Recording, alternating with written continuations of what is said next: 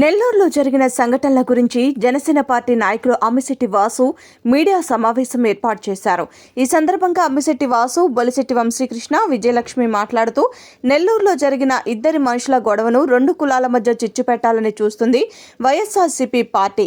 నాన్న శవం మీద రాజకీయం చేసిన పార్టీకి వేరే మనుషుల మీద రాజకీయం చేయకు. 2వ తారీఖున జరిగిన ఈ కిరాతకమైన హత్యను పోలీసు వారు దర్యాప్తు చేసి వారి మీద కేసు కట్టడం జరిగిందని, 3వ తారీఖున హత్య చేసిన చంద్రయ్య ఆస్తులన్నీ జప్తు చేయడం జరిగిందని తెలిపారు.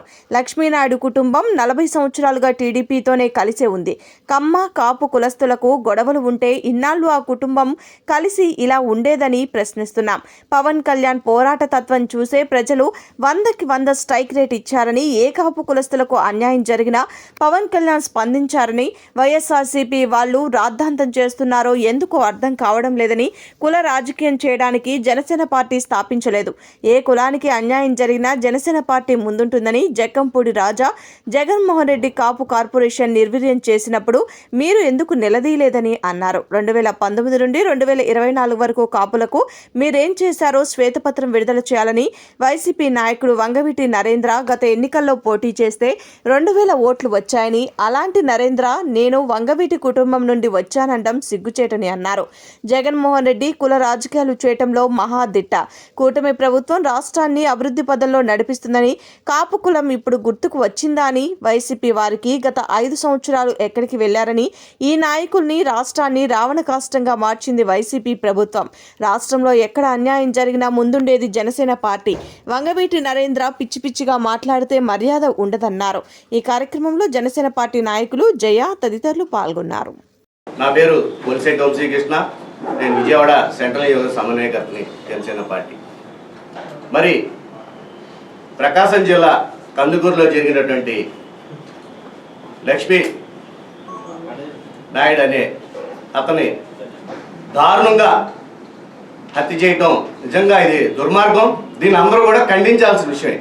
కానీ కొంతమంది, ముఖ్యంగా వైసీపీ పార్టీ మాజీ ముఖ్యమంత్రి జగన్, మరి అతని యొక్క శవ రాజకీయాలు మనం గతంలో ప్రభుత్వంలో కూడా, అతని ప్రభుత్వంలో కూడా చూసాం.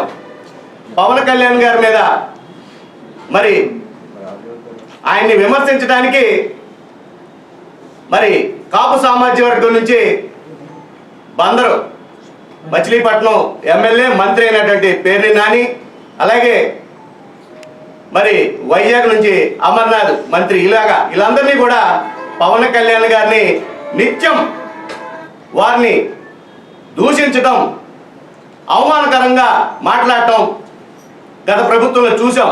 మరి ఈ రోజున ఏం జరిగింది? కాలగర్భంలో కలిసిపోయారు.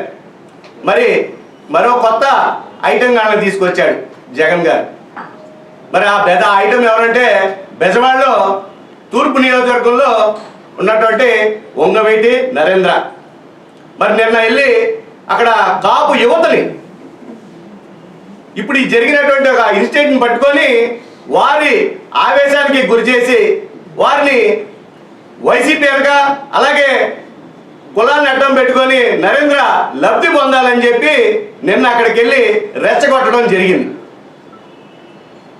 ఈ నరేంద్ర అనే నిన్న ఆయన అక్కడ చెప్తున్నాడు, ఏ కాపు యువతకి జరిగినా, ఎవరికి అన్యాయం జరిగినా వంగవీటి వారసుడిగా నేనున్నానని చెప్తున్నాడు. ఎవరయ్యా వంగవీటి నరేంద్ర వారసువి? నువ్వు వంగవీటికి వారసులు అంటే వంగవీటి మోహనరంగ బిడ్డగా వంగవీటి రాధా గారు వారసుడని ఈ రాష్ట్రం కాదు, ఈ దేశం కాదు, ప్రపంచం మొత్తానికి తెలుసు ఆయన వారసుడు. నువ్వు రాజకీయ లబ్ధి కోసం నువ్వు మాట్లాడుతున్నావు. నువ్వు 2014లో ఏ పార్టీలో ఉన్నావు? 2019లో ఏ పార్టీలో ఉన్నావు? ఈ రోజున ఏ పార్టీలో ఉన్నావో చెప్పాలి నరేంద్ర గారు.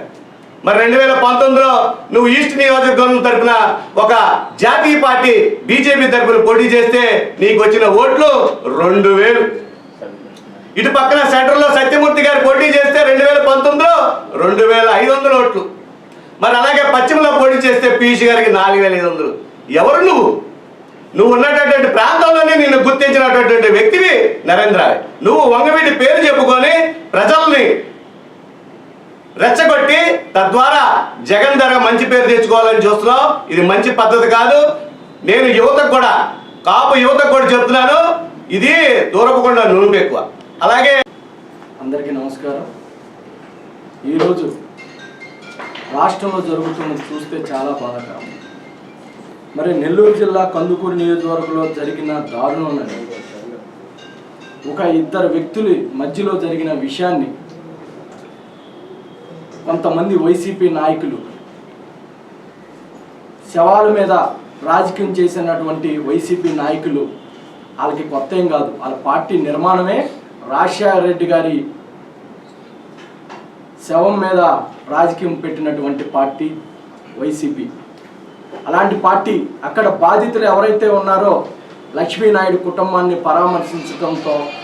పరామర్శించడానికి వెళ్ళినటువంటి వైసీపీ నాయకులు ఇది కులాల మధ్య చిచ్చు పెట్టడం కోసం, కాపు కమ్మ అని వైరం తేడం కోసం చేసినటువంటి కుట్రలో భాగంగా ఇది మేము మాట్లాడుతూ ఉన్నాం.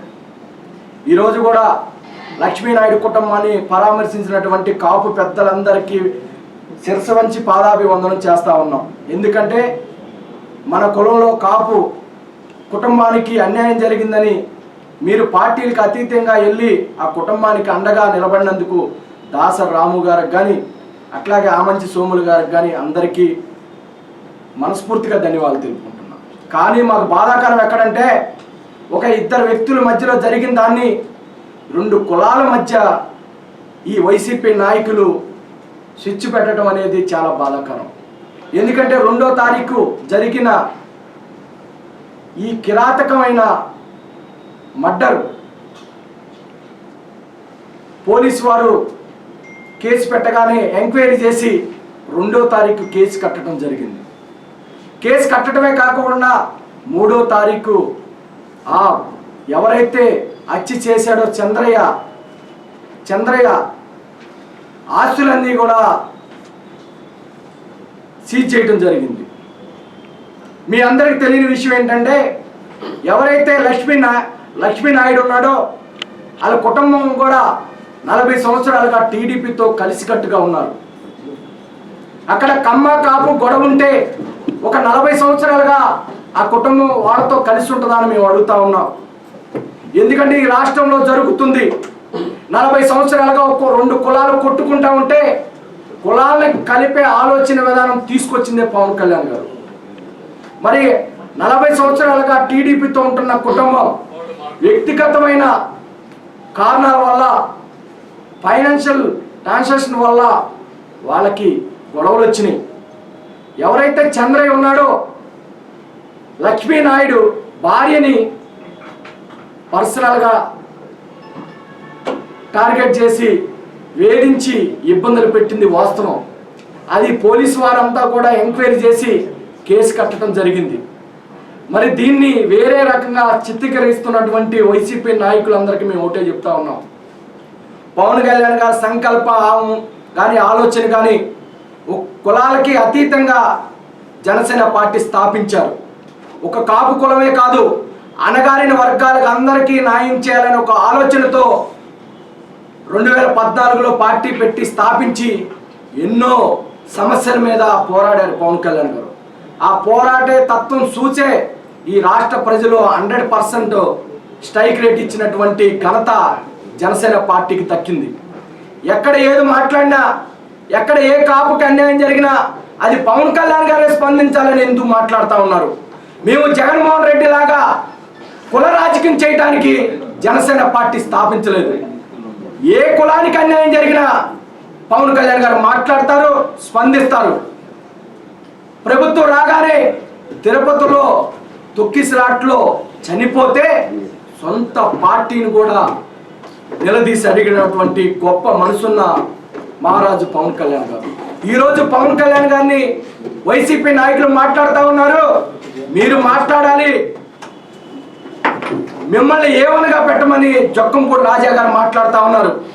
అయ్యా జొక్కంపూడి రాజా గారు, మీకు కాపుల మీద ప్రేమ ఉంది. ప్రేమ ఉంటే వైసీపీలో మీకు కాపు కార్పొరేషన్గా చైర్మన్గా చేసి మరి కాపు కార్పొరేషన్ని నిర్వీర్యం చేసినటువంటి జగన్మోహన్ రెడ్డిని మీరు నిలదీయలేదా అని అడుగుతా ఉన్నా. కాపు పిల్లలందరూ కూడా విదేశీ విద్య కోసం మీరు లోన్స్ ఇస్తారని చెప్పి నమ్మి విదేశాలకు వెళ్తే 100 కోట్ల రూపాయలు మీరు ఇవ్వకుండా అది రిలీజ్ చేయకుండా ఆపితే ఆ కుటుంబాలన్నీ కూడా రోడ్లు పడలేదని మేము అడుగుతా ఉన్నాం.